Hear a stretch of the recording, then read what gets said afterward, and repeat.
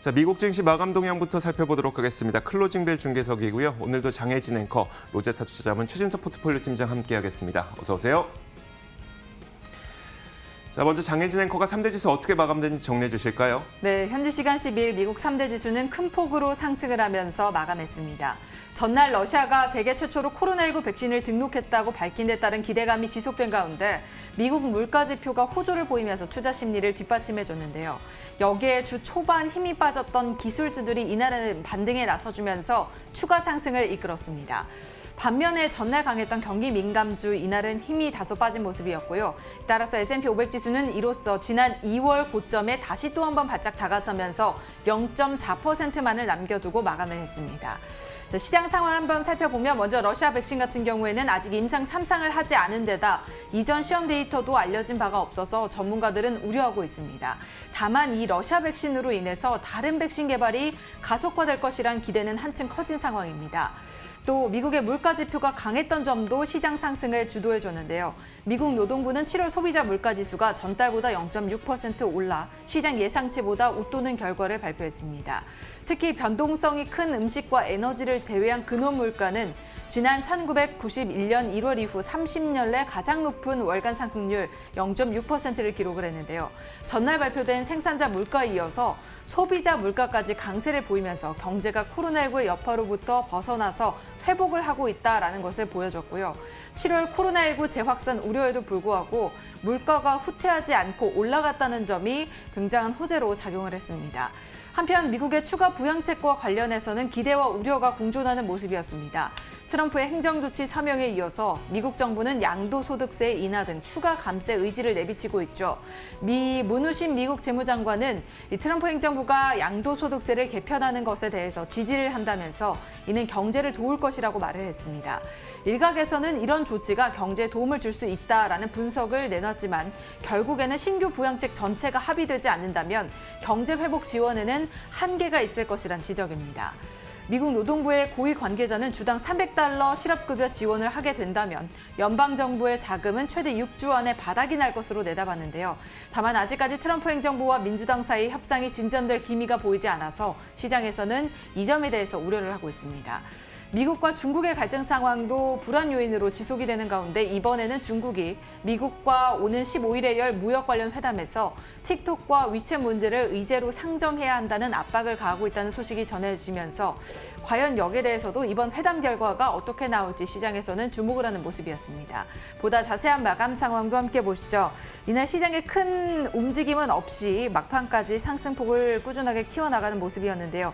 다우지수 1% 넘게 오르면서 27,976선에 거래 마쳤고 28,000선에 바짝 다가선 모습이었습니다. 이어서 나스닥 지수입니다. 이날 11,000선을 다시 회복하면서 마감을 했는데요. 2% 넘게 올랐고 꾸준한 상승 흐름을 보여줬습니다. 마지막으로 S&P 500 지수입니다. 1.4%대 상승세 기록하면서 3,380선에 거래 마친 모습이었습니다. 이렇게 3대 지수 일제히 상승하면서 이날 시장을 마감했는데요. 팀장님, 이날 증시를 어떻게 보면 좋을까요? 네, S&P 500 지수 같은 경우에는 이제 종가 기준으로도 신고가에 바짝 좀 근접을 했습니다. 이날 같은 경우에 어떤 코로나19 이후에 증시의 컴백을 좀 축소해 놓은 그런 스냅샷이다라고 생각이 좀 들었는데요. 전 저점이 3월 23일이었죠. 근데 지난 1년간의 S&P 500 지수의 흐름을 본다면은 플러스 14%의 이 상승률이 나타납니다. 근데 그 당시에는 수익률이 마이너스 23%까지 추락한 바가 있습니다. 근데 그때 기술주도 마이너스 10%의 상승률을 이 구간에서는 기록을 했었거든요. 하지만 현재는 S&P 500 지수의 1년 상승률이 14%고 기술주는 42%로 나타나고 있습니다. 즉 이들의 힘, 빅테크 관련주들의 힘으로 결국은 코로나19의 낙폭을 다 만회했다라고 보여지고요. 이날 같은 경우에도 장 초반에는 어떤 리오프닝 관련주라든지 아니면은 최근에 국채금리 반등에 따른 금융주의 강세가 지속될 것이다라는 그런 기대감이 있었습니다. 하지만 이후에는 애플이라든지 마이크로소프트 등의 빅테크로의 쏠림이 좀 재개되는 그런 현상이 나타났고요. 금융업종 같은 경우에는 장중에 유일한 또 하락했던 주 업종으로 기록되기도 했습니다. 재정부양 합의 지연 등의 악재가 있기는 하지만은 전반적으로는 상방을 향하는 좀 힘이 좀 강력하다 이렇게 정리를 할 수가 있겠네요. 자, 이어서 상품 선물 시장도 살펴보겠습니다. 먼저 국제 유가입니다. WTI 가격이 지난 밤 사이에 2% 넘게 크게 상승했습니다. 에너지 정보청에서 매주 발표하는 주간 원유 재고가 나왔는데 좋은 결과가 나왔습니다. 깜짝 결과가 나왔고 450만 배럴 감소한 것으로 확인이 되면서 국제 유가는 장중 내내 상승 탄력을 유지했습니다. 결국 2.28% 오르면서 선물 시장에서 WTI 가격은 42.56달러에 마감이 됐습니다. 자, 국제 금값 한번 살펴볼 텐데요. 금값은 장중 변동폭이 굉장히 컸습니다. 우리 아시아장이었죠. 어제 오전에는 1,900달러가 붕괴될 정도로 굉장히 좋지 못한 모습이 나타나기도 했습니다. 1,886달러 선까지 내려가기도 했지만 이게 그 장중에 다시 한번 상승으로 전환되는 모습이 나타나서 1,958달러 선까지 오르기도 했는데 장 막판 다시 한번 이게 낙폭이 매물이 출회되면서 낙폭이 확대되는 모습이었습니다. 결국은 약 1% 정도 하락하면서 1,927.5달러에 선물시장에서 마감이 됐습니다. 자, 금리도 한번 살펴보도록 하겠습니다. 자, 10년물 국채금리 상승세가 지속되고 있습니다. 반대로 말하자면 국채 가격 하락세가 이어지고 있다는 얘기인데요. 이번 주에는 대규모 국채 공급이 예정이 되어 있었습니다. 그러다 보니까 이번 주 내내 이 국채 가격의 하락세, 다시 한번 말하자면 국채 금리의 상승세가 좀 이어지고 있는 모습이고요. 지난 밤 사이에도 금리는 상승해서 0.679%까지 올랐습니다. 자, 이어서 달러 인덱스도 살펴보도록 하겠습니다. 달러 약세는 지속적으로 진행되고 있는 것으로 보입니다. 0.2% 지난 밤 사이 하락하면서 93.43에 마감이 됐습니다. 자, 이렇게 상품 선물 시장까지 살펴봤습니다. 글로벌 외신 확인하도록 하겠습니다.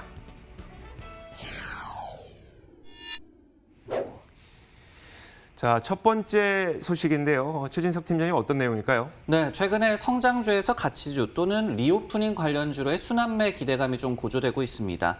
이런 가운데서 앞서서 JP모건이 이 같은 현상이 오래 못 갈 것이다라고 예견했다라는 그런 내용을 갖고 와봤는데요.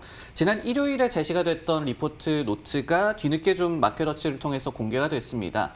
JP모건 측에서는 중기적으로 당사는 성장주와 경기 방어주를 선호를 한다. 그리고 당사도 지난 5월 18일에 미국에서의 PMI 지표 개선을 예상하면서 가치주의 반등을 점쳤지만은 현재로서는 이 같은 현상이 몇 주 이상 못 갈 것이다라는 전망을 견지하고 있다라고 밝혔습니다. 가치주의 강세가 몇 주 이상 그래도 오래 좀 지속된 사례를 2016년과 2017년 사이라고 밝혔는데요. 근데 그때와는 현재가 경제 상황이라든지 시장 상황이 모두 다르다라고 강조를 했습니다. 당시는 미국의 10년물 국채 금리가 1.5%에서 3.2%까지 급격하게 좀 상승을 하면서 이른바 리플레이션 트레이드가 좀 가능한 상황이었고 약달러가 진행이 중이었으며 중국에서는 경기 부양을 하고 있었고 그리고 글로벌 경제는 호황을 띄었으며 또 미국에서는 증세가 아니라 감세를 진행하고 있었다라고 얘기를 했습니다. 즉 밸류에이션이 단순히 싸서가 아니라 결국은 이런 요인들이 가치주의 반등을 견인할 것이다라고 전망을 했거든요. 하지만은 이제 현재는 반대 상황이다라는 그런 분석으로 정리를 할 수가 있을 것 같습니다. 그러면서 올해 내내 증시가 어떤 호조세를 띠든 약세를 띠든 간에 모두 성장주와 경기 방어주가 시장 주도주 역할을 할 것으로 전망을 했습니다.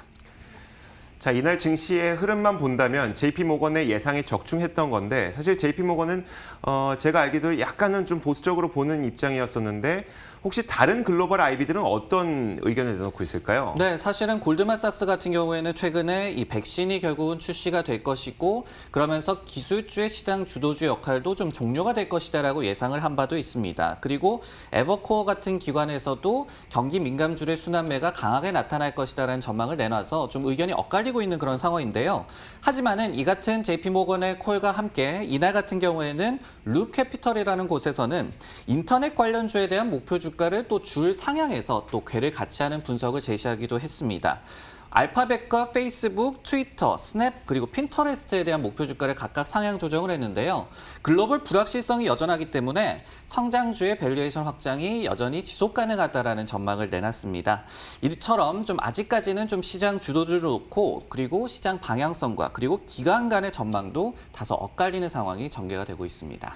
네, 반면에 가치주로의 순환매는 좀 힘들다라는 JP모건의 분석은 사실 어떻게 보면 이 경기 회복의 의구심으로도 해석이 가능할 것 같은데 여기에 대해서는 시장이 어떻게 바라보고 있을까요? 네, 맞습니다. 이 시장에 대한 좀 시사점을 찾아본다면 그런 부분을 지적을 할 수가 있겠죠. 순환매에 대한 의구심은 역시 경제 정상화 가능 여부에 대한 의구심으로 이어질 수 있기 때문입니다.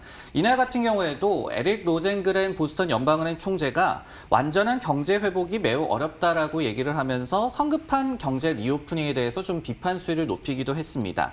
그리고 최근에 UBS 역시도 5월과 6월에 경기가 급반등했다가 소비자와 근로자 그리고 기업들도 다시 매우 신중해졌다라는 또 분석을 내놓기도 했거든요. 이처럼 좀 V자 경기 반등에 대한 시그널을 면밀히 관측하면서 시장 대응 전략을 좀 세워야 할 때가 오지 않았나라는 생각이 듭니다. 네, 다음 뉴스는 이조 앵커의 픽입니다. 내용 확인해 보겠습니다. 자, 조 바이든 후보가 카멜라 해리스를 이 부통령 후보로 내세우면서 미국 역사상 최초의 아시아 계열 이 여성 부통령이 탄생하는 것 아니냐 이런 관심이 매우 높아지고 있는데요. 자, 그렇다면 카멜라 해리스가 이 바이든의 러닝메이트로 지명된 것이 시장에 시사하는 바는 무엇일까요? 마켓워치에서는 좀 친절하게 정리를 해줬습니다.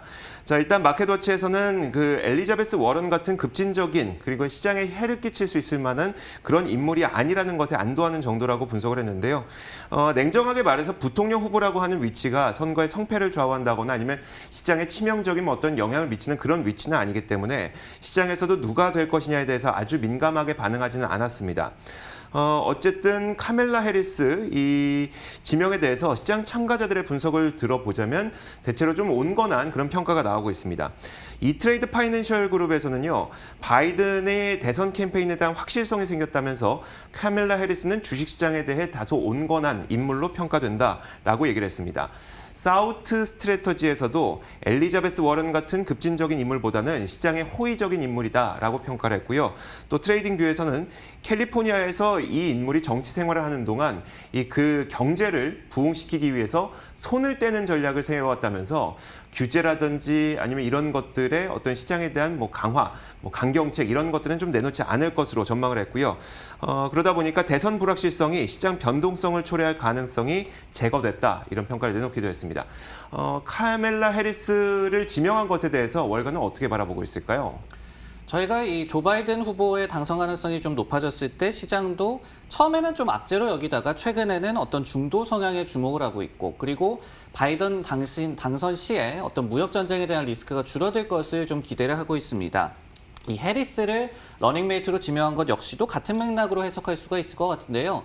급진 성향이 일단은 아니기 때문에 시장에서는 좀 안도하는 반응을 좀 나타내고 있는 것 같아요.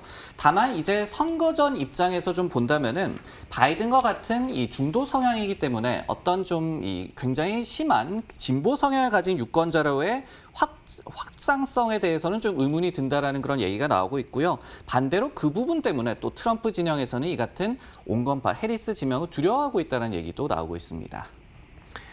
자, 지금 보고 계시는 이 화면이 바로 바이든 부통령과 해리스 지명자가 둘이 첫 번째 대선 캠페인 델라웨어에서 첫 번째 이벤트를 진행하고 있는 장면을 여러분들께서 이제 현재 저희가 생중계로 좀 전해드리고 있는 모습입니다. 자, 이어서 그 장혜진 앵커가 꼽은 뉴스도 한번 살펴보도록 하죠. 어떤 내용일까요? 네, 시장에서 계속해서 기다리고 있지만 결과는 나오지 않은 이 부양책 합의가 이루어지지 않는 상황이 지속되자 낸시 펠로시 하원 의장이 코로나19 추가 부양책과 관련해서 트럼프 행정부와의 입장차가 여전히 크다라고 전하면서 공화당의 지원 규모를 늘리지 않는 한 자신들도 협상을 재개하지 않을 것이라며 강경한 입장을 밝혔습니다. 교착 상태에 빠진 이 부양책 논의 같은 경우에는 민주당과 공화당이 전체적인 규모나 내용에 대해서 좀 이견차를 보이고 있는데요.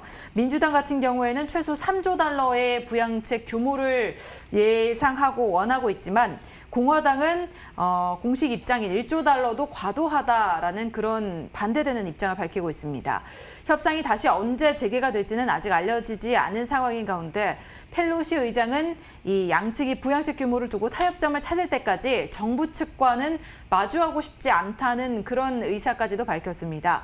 부양책 불확실성이 장기화될 수 있다, 다음 달까지도 이어질 수 있다라는 그런 전망도 나오고 있는데요. 트럼프 대통령은 이 합의가 교착 상태에 빠지자 최소 주당 300달러의 추가 연방 실업 보조금을 지급하라는 명령에 서명을 했지만 이것조차도 실제로 지급이 될 수 있을지 여기에 대해서는 미지수로 남아있는 상태입니다. 따라서 하루빨리 합의를 해야 경제 회복도 지속이 될 것이고 이달에도 벌써 10일이 넘게 지나가고 있는 상황이라서 여기에 대해서도 합의를 조금 빨리 해야 된다 이런 의견들이 많이 나오고 있는데 과연 시장에서는 이를 어떻게 바라보고 있는지 궁금합니다. 여기에 만일 실패할 경우에는 이에 따른 시나리오, 어떤 시나리오가 펼쳐질 수 있을까요? 네, 당연히 시장에 대한 충격이 좀 예상이 됩니다. 왜냐하면은 대부분의 어떤 시장의 낙관론이 경기 부양 정책이 지속될 것임을 가정하고 있기 때문입니다. 예를 들어서 이 UBS 같은 경우에 최근에 이 코로나19 백신 개발 그리고 경기 부양 지속을 이유로 들어서 내년 6월에는 S&P 500 지수가 3,500선까지 갈 수 있을 것이다라고 전망을 했습니다.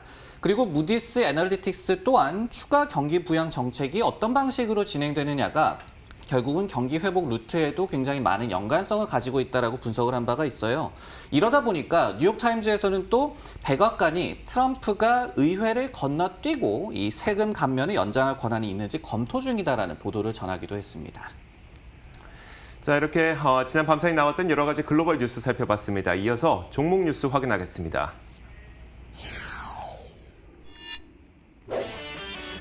오늘의 종목 뉴스입니다. 화이자와 바이오엔텍이 긍정적인 코로나19 백신 초기 임상 결과를 발표했습니다. 애플의 최대 제조사인 폭스콘이 기대에 충족하는 실적을 발표했습니다. 스마트폰 수요가 바닥을 치고 돌아서고 있다는 분석이 제기되고 있습니다. 마지막으로 스테인마트가 파산 신청을 했다는 소식에 이날 주가가 급락했습니다. 자, 오늘도 여러 가지 종목 뉴스 준비해봤습니다. 첫 번째는 화이자와 바이오엔테크인데요. 팀장님, 좋은 소식이 있었네요. 네, 그렇습니다. 독일의 바이오엔텍과 공동으로 코로나19 백신을 개발 중인 화이자가 1 이상 이 초기 임상의 긍정적인 결과를 또 전해왔습니다. 양사가 네이처지에 기고한 바에 따르면요. 건강한 실험 대상자의 10, 30 그리고 100 마이크로그램을 투여한 결과 충분한 안정성을 보였고요. 그리고 투여량이 많을수록 스파이크 단백질에 결합하는 중화항체가 더 많이 형성된 것으로 나타났습니다. 100 마이크로그램을 제외하고는 두 번째 투약 후에 이 코로나19 회복 환자 대비해서 또 1.6배에서 4.6배 많은 중화항체가 형성됐다고 하는데요. 양사 같은 경우에는 지난 7월 1일에 실시한 임상에서도 두 번째 10 마이크로그램 그리고 30 마이크로그램의 이 백신 물질을 투여한 그런 사람에게서 항체가 1.8배에서 2.8배 많게 나타난 바가 있습니다.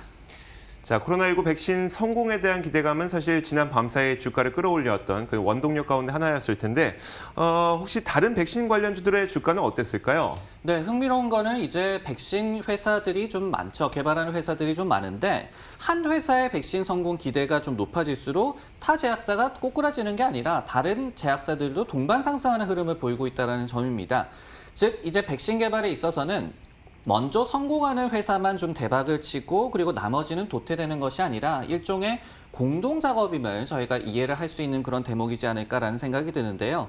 이날도 화이자와 바이오엔텍뿐만이 아니라 아스트라제네카라든지 머크 그리고 모더나의 주가도 장중에 좀 견고한 상승 흐름을 보여주기도 했습니다. 하지만은 또 노바백스라든지 아이바이오 등의 일부 중소형 제약사는 차익 실현에 좀 급락하는 모습을 보였거든요. 그렇기 때문에 이 같은 좀 차별화도 좀 염두를 하는 게 좋을 것 같습니다. 네, 전날 러시아에서도 코로나19 백신 등록을 하면서 백신에 대한 기대감이 상당히 많이 일었는데요. 하지만 이 러시아 측에서는 이걸 증명할 만한 데이터를 제공을 하지 않아서 여기에 대한 경계론도 일고 있습니다. 여전히 경계론은 남아있는 상황이지 않을까요? 네, 맞습니다. 이 앤서니 파우치 박사가 이렇게 얘기를 했습니다. 러시아 백신의 그 안정성이라든지 그리고 효능에 심각한 의구심이 든다라고 얘기를 했어요. 반면에 또 러시아 측은 이르면 11월부터 이 백신을 상용화하는 것이 좀 가능할 것이다라고 얘기를 했고 지난 6년간 백신 개발을 했다라고 주장을 하고 있는 그런 상황입니다. 이처럼 비판 여론을 좀 다 거부하고 있는 양상인데 다만 이처럼 이 러시아 백신에 대한 의구심이 있기는 하지만은 백신이 가능하다라는 기대를 지지해 준 것만은 좀 사실인 것을 저희가 요 며칠간의 좀 흐름을 보면서 또 알 수가 있었습니다. 네, 다음 종목 뉴스는 이주혜 앵커의 픽입니다. 내용 확인해 보겠습니다. 자, 애플의 세계 최대 제조사인 폭스콘이 실적을 발표했는데요. 기대 이상의 실적을 발표하면서 스마트폰 수요 위축이 바닥을 쳤다는 그런 분석이 나오고 있습니다. 관련 내용을 한번 살펴보도록 하겠습니다. 폭스콘은 애플 제품의 세계 최대 제조사이기 때문에 이들이 제시하는 가이던스를 보면 얼마나 애플의 아이폰이 잘 팔리고 있는지 그런 것들을 추정할 수 있는 그런 자료로 사용되기도 하는데요. 일단 폭스콘의 지난 2분기 실적을 살펴보면 작년 같은 기간에 비해서 이익이 34% 4%나 늘어난 것으로 확인이 됐습니다. 레피니티브가 집계한 애널리스트의 전망치보다도 상회하는 이 좋은 실적을 기록을 했는데 세부적으로 살펴보자면 사실 스마트폰이 좋았던 건 아니었었고요. 서버와 컴퓨터 부문의 실적이 크게 개선이 됐고 반대로 코로나 팬데믹으로 인해서 이 스마트폰의 부문은 전년 동기 대비 한 15% 정도 감소된 것으로 확인이 됐습니다. 다만 이 약세 속도가 둔화됐다는 점이 스마트폰의 수요 위축이 바닥을 쳤다는 분석을 가능하게끔 만드는 그런 조건이었었는데요. 현재 이에 대해서 대만에 본사를 두고 있는 KGI 증권은 폭스콘에서 향후 애플 신제품 출시가 성장 동력이 될 것으로 내다봤습니다. 그만큼 신작 아이폰의 70% 이상을 차지하는 폭스콘이 이만큼의 아이폰을 만들어낼 것이기 때문에 아이폰을 많이 만들면 그만큼 폭스콘의 이익도 좋아지게 된다. 이런 전망을 내놓은 거죠. 자, 폭스콘의 류양 웨이 회장도 지난 2분기 매출 총이익은 5.9% 수준이었는데 이게 내년이 되면 7% 정도까지 높아질 수 있을 것이라고 전망을 했습니다. 물론 이 기사 내용을 통해서 그리고 폭스콘의 실적 발표를 통해서 애플이 폭스콘에게 얼마만큼의 아이폰 주문을 했는지 안 했는지 이런 부분은 저희가 확인할 수 없지만 일단 스마트폰 수요 위축이 완화되고 있고 또 내년에 확연히 좋아질 거라고 전망하는 것으로 미루어 봤을 때 애플의 아이폰 판매 전망을 그리 나쁘게 생각할 필요는 없을 것 같다는 생각이 드는데 팀장님 월가에서는 아이폰 판매 전망을 어떻게 보고 있을까요? 네, 말씀해 주셨듯이 아이폰에 대한 기대감이 좀 우세한 가운데 글로벌 스마트폰 시장 전반에 대해서는 경계감이 좀 남아있다라고 정리를 해드릴 수가 있을 것 같습니다. 예를 들어서 최근에 애플의 그 주가에 대해서 부울 케이스, 즉 최상의 시나리오 상에서는 이 $600까지 갈 수 있다라고 전망을 한 웨드부시 같은 경우에는 전 세계적으로 아이폰 사용자의 한 3.5억 명 정도가 교체 주기에 좀 도달했다라고 얘기를 했습니다. 즉 아이폰 12의 슈퍼사이클이 기대된다라는 분석을 제시를 했고요. 역시 최근에 목표 주가를 기존의 $450에서 $485로 상향 조정을 한 웰스파고 같은 경우에도 아이폰 12에 대한 수요 전망을 굉장히 좀 낙관적으로 제시를 했습니다. 반면에 에버코어 같은 경우에는 중국에서의 스마트폰 시장 좀 불황이 계속되고 있어서 언젠가는 애플도 타격을 받을 것이다라는 경계감을 내비친 바가 있고요. 퀄컴 같은 경우에도 자사 실적 발표 당시에 이제 여전히 3분기에 글로벌 스마트폰 판매가 전년 동기 대비 15% 감소할 것이다라는 점을 감안을 하고 가이던스를 제시한 바도 있습니다. 전반적인 시장에 대한 그 전망은 나쁘지만 아이폰 판매에 대한 기대감은 있다. 이렇게 정리해 볼 수가 있겠네요. 자, 좋습니다. 마지막으로 장혜진 앵커가 꼽은 기업도 살펴보도록 하죠. 네, 미국에서 이 코로나19 여파로 소매 판매 업체들이 줄줄이 파산 신청을 했었고 오늘도 그중 한 곳이 파산 보호 신청을 했다고 밝혔습니다.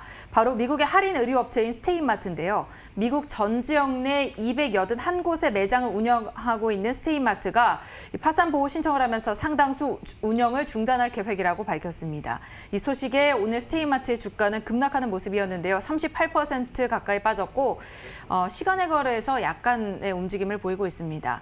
스테인마트의 CEO는 회사는 현재 운영을 정상적으로 유지해 나가기 위한 위에서 필요한 충분한 유동성이 부족한 상태라면서 따라서 파산 보호 신청을 하게 됐고 이에 따라서 생각해 볼 수 있는 최선의 전략을 선택했다라고 설명을 했습니다. 당사는 이커머스의 분야를 매각할 것이다라고 덧붙이면서 당분간은 운영을 지속해 나가겠지만 이 파산 보호 신청은 불가피했다라는 그런 이야기를 덧붙였는데요. 코로나19의 여파로 인한 매출 감소로 미국의 소매 판매 기업들은 10년 내 최대 규모로 파산 보호 신청에 나서고 있습니다. 이달 초 기준으로만 해도 43곳의 소매 판매 업체들이 파산 신청에 나섰는데요. 대표 기업으로는 백화점 체인인 로드앤드테일러나 니먼마커스, JC페니 등을 꼽을 수 있겠습니다. 이들은 대부분 전자상거래 때문에도 코로나19 이전부터 어려움을 겪어왔지만 이 코로나 팬데믹으로 인해서 어려움이 더욱더 가중되면서 이런 문제점이 심화됐다는 분석입니다. 무디스에서는 이에 따라서 이들이 코로나19 이전 수준으로 회복을 하기까지는 다소 시간이 걸릴 것이라며 2022년 초는 되어야 좀 회복을 했다라고 볼 수 있겠다고 전망을 내놨고요. 즉 시장에서는 앞으로 더 많은 파산 보호 신청이 나올 수도 있다라는 그런 가능성도 제시를 했습니다. 소매 판매업들의 파산 신청이 계속되고 있습니다. 시장에서는 이 업종에 대한 어떤 전망들을 내놓고 있을까요? 네, 경기 소비재 전반을 좀 놓고 본다면은 산업재에 이어서 내년에 가장 가파른 이익 반등이 기대되는 섹터라고 볼 수가 있겠습니다. 팩트셋에서 집계하기로는 올해 대비해서 이 업종의 이익이 84%나 증가할 것으로 예상이 되고 있습니다. 그러나 그러다 보니까 최근에 시장에서도 이들 업종에 대한 저평가 매력을 얘기하는 좀 목소리가 많이 좀 나타나고 있죠. 하지만은 또 그만큼의 실적 타격이 그만큼 이때까지는 컸다라는 얘기도 동시에 좀 생각을 해볼 수가 있을 것 같습니다. 즉 소비재주에 대해서도 앞으로 좀 차별화가 지속될 것으로 예상이 되고 있는 그런 상황인데요. 예를 들어서 소매업체 같은 경우에는 전자상거래 플랫폼을 잘 갖추고 있냐 여부, 그리고 유동성 문제를 얼마나 좀 심각하게 겪고 있느냐 등의 문제가 좀 투자 전략을 좀 엇갈리게 할 것 같고요. 요식업계라고 또 한다면은 어떤 드라이브 스루가 좀 잘 갖춰져 있어서 코로나19 팬데믹에 그동안 잘 방어를 해왔느냐, 이런 부분들이 결국은 소매업체들의 좀 투자 전략, 그리고 향방에 좀 엇갈리는 그런 흐름을 나타낼 것 같습니다.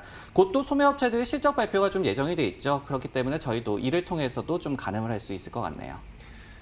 자, 이렇게 지난 밤 사이 나왔던 여러 가지 글로벌 뉴스와 더불어서 종목 뉴스까지 확인해봤습니다. 지금까지 장혜진 앵커와 함께했고요. 로제타 투자자문 최진석 포트폴리오 팀장 수고하셨습니다. 고맙습니다.